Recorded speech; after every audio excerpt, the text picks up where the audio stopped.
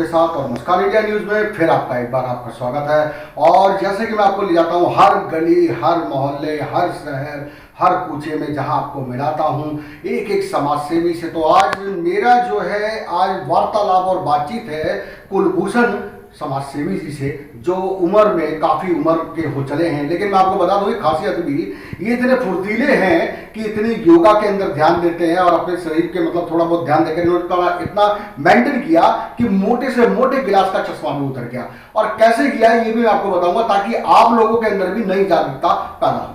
और आज हम खास एक मुद्दे पर मुलाकात करने आए हैं। कल शिवरात्रि का त्यौहार है और महाभोलेनाथ का जो है पूजा पाठ चलेगी।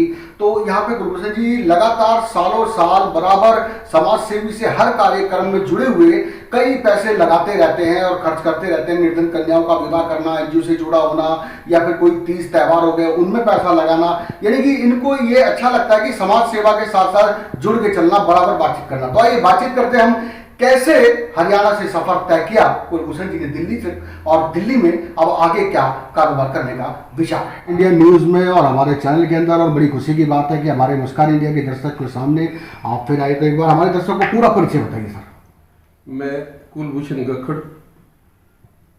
प्रधान पंजाबी वेलफेयर सोसाइटी रोहनी का हूँ और यहाँ कॉम्पिटिशन ऑफ RW 20 से 25 हेक्टेयर तक की उसका चेयरमैन हूँ। कॉम्पिटिशन ऑफ RW 27 हेक्टेयर से 37 हेक्टेयर तक उसका भी चेयरमैन हूँ। और मैं एज एन एडवोकेट प्रैक्टिस करता हूँ रोहिणी कोर्ट में। और बेसिकली हमारा पेरेंटल जो प्रोफेशन अब बन गया है वो रियल एस्टेट का है। तो मेरा बड़ा बेटा रियल एस्टेट से कंसर्न रखता है और छोटे वाला बेटा जो है वो मेरे साथ एज एन एडवोकेट प्रैक्टिस करता है। बहुत बढ़िया, बहुत बढ़िया। मेरी शुरुआत पहले कोर्ट में एज एन एल्बद हुई थी हरियाणा में हिसार डिस्ट्रिक्ट से 1975 में। और उसके बाद मैं फिर वो जॉब छोड़ के दिल्ली में बैंक की नौकरी में आ गया और बैंक ऑफ बड़ौदा में मैंने करीब 14 साल जॉब करा। फिर वो जॉब छोड़ के मैं रियल एस्टेट में आ गया। रियल एस्टेट का बिजनेस जैसे मेरा बढ़ता चला गया, रेजिडेंशियल से मैं कमर्शियल में शिफ्ट हो गया। और कमर्शियल में शिफ्ट होने के बाद कुछ मेरे को प्रॉब्लम्स आई, तो फिर मैंने उस समय लॉ की प्रैक्टिस लॉ में ज्वाइन किया और LLB मैंने 2005 में कंप्लीट की।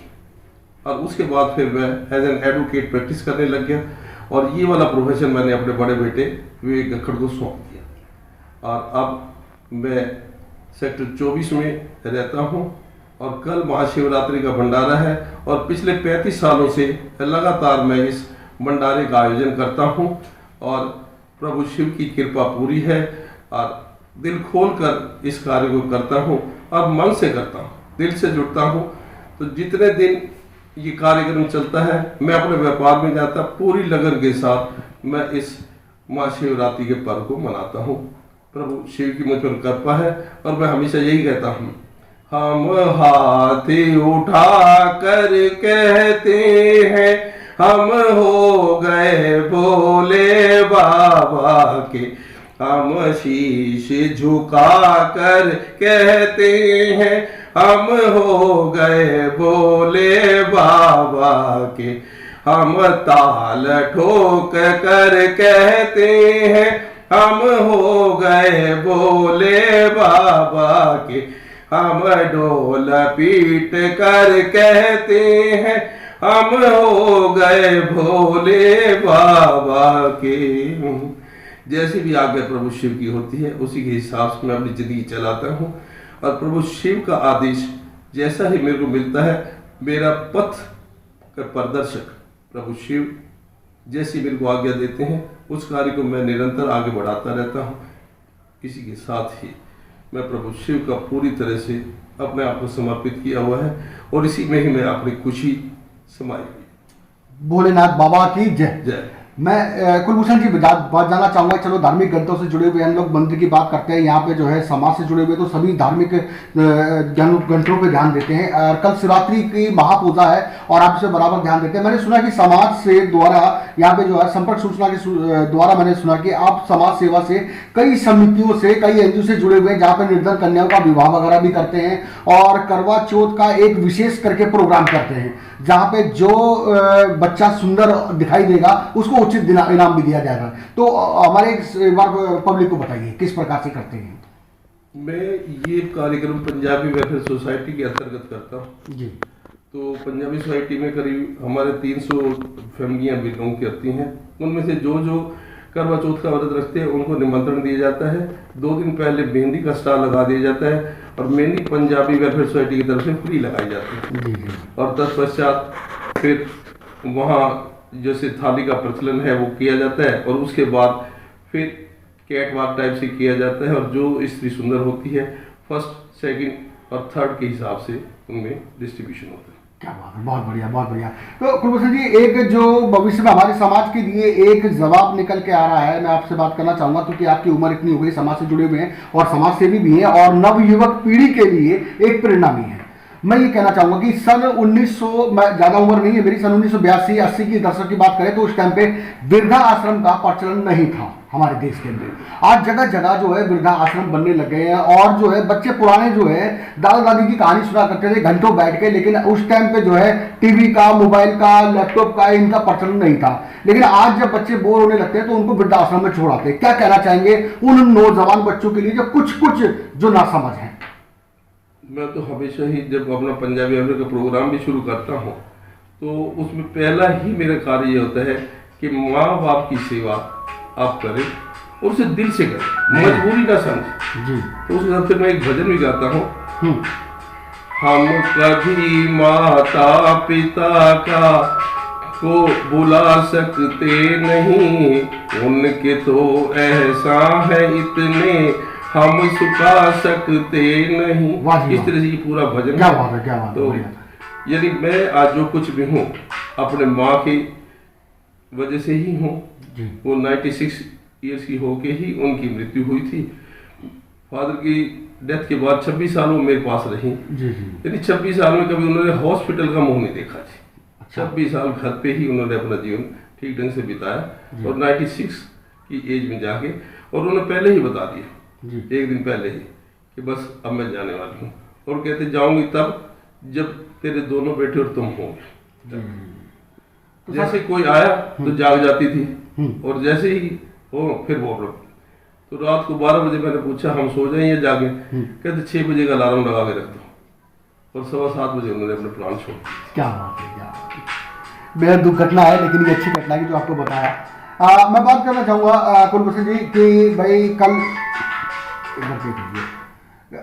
त्यौहार की बातें हो गई और जो है जीवन से जुड़ी बातें हो गई। मैं एक बार जो है नौजवान बच्चों के लिए प्रेरणा देना चाहूँगा कि क्या कहना चाहेंगे नौजवान बच्चों को माता पिता के लिए?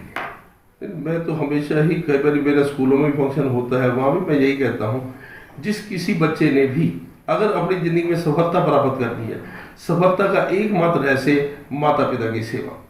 सर्वप्रथम आपकी ज़िंदगी में माता, दूसरा पिता, तीसरा गुरु। अगर तीनों की सेवा कर ले और प्रभु के दरबार में ना भी जाए तो प्रभु फिर भी आप पे मेहरबान है।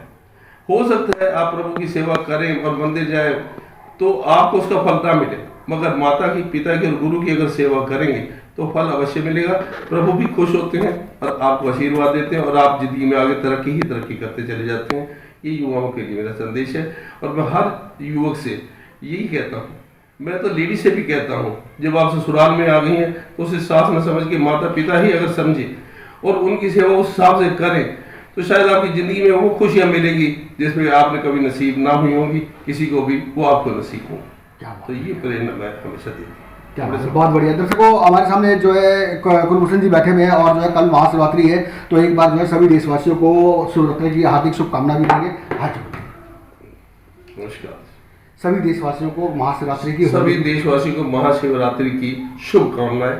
सब खुश रहें, खुशहाल रहें, प्रसन्न हो और सुखमय जीवन अपना व्यतीत करें। तो सर किसी को भक्ति का भंडारा हम एक तो बाहर बांटते हैं, एक हमारे अपने लोग जो है जो मिलने वाले वो अंदर आते हैं। करीब 1,500 से 2,000 लोग अंदर खाने के लिए आते हैं, 4,000 लोगों का बाहर खाना पड़ता है।